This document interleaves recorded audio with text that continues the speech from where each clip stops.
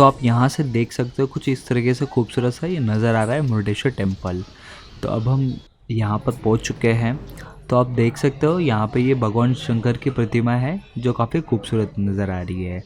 तो हमने तो दर्शन कर लिया था, अब हम यहाँ के हिस्ट्री के बारे में लाइन में लग गए हैं जानने के लिए।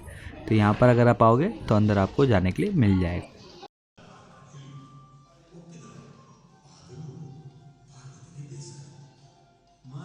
हिंदू देवताओं ने आत्मलिंग नामक एक दिव्य लिंग की पूजा करके अमरता और अजयता को प्राप्त की।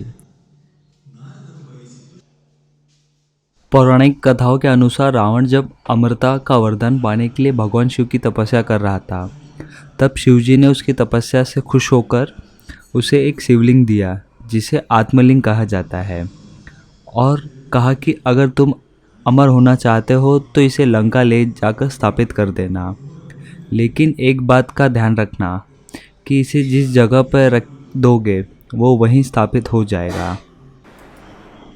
ये बात सारी देवी देवताओं को पता चली, तो नारद जी पहुँचे विष्णु भगवान के पास इसका हल ढूंढने के लिए। तो विष्णु भगवान ने बताया कि इसका आपको हल श्री गणेश ही दे सकते हैं।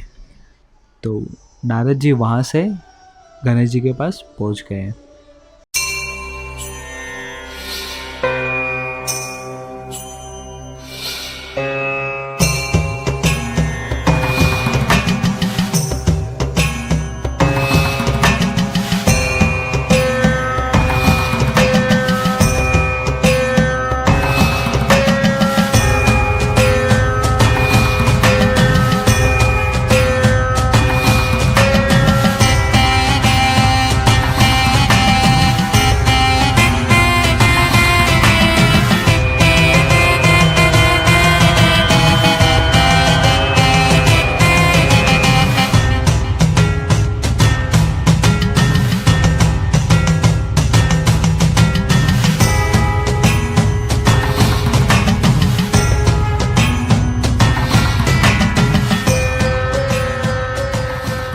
लंका राजा रावण आत्मलिंग प्राप्त करके अमरता प्राप्त करना चाहता था। चूँकि आत्मलिंग शिव का था, इसलिए रावण ने भक्तिपूर्ण शिव की पूजा की।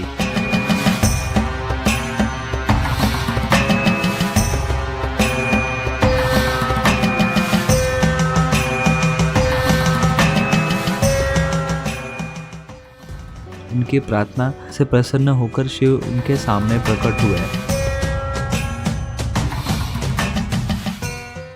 और उनसे पूछा कि वो क्या चाहते हैं। रावण ने आत्मलिंग मांगा।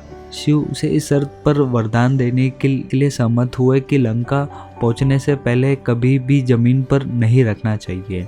यदि आत्मलिंग को कभी जमीन पर रख दिया तो वो उसे हिलाना असंभव है। उनका वरदान प्राप्त करने के बाद रावण वापस लंका की यात्रा पर निकल पड़ा। इस घटना के बारे में नारद जी को एहसास हुआ। आत्मलिंग के साथ रावण अमरता प्राप्त कर सकता है और वो पृथ्वी पर कहर बरसा सकता है। वो गणेश के पास पहुँचे, उन्हें आत्मलिंग को लंका पहुँचाने से रोकने का अनुरोध किया। गणेश जानते थे कि रावण एक बहुत ही समर्पित व्यक्ति है जो हर शाम बिना किसी असफलता से पूजा करता है, अनुशासन करता है। उन्होंने इस तर्क का उपयोग करने का निर्णय किया और रावण से आत्मलिंग को जब्त करने की एक योजना बनाई। जैसे कि रावण गोकर्णा के निकट पहुंचा, विष्णु ने सूर्य को मिटाकर शाम का रूप कर दिया।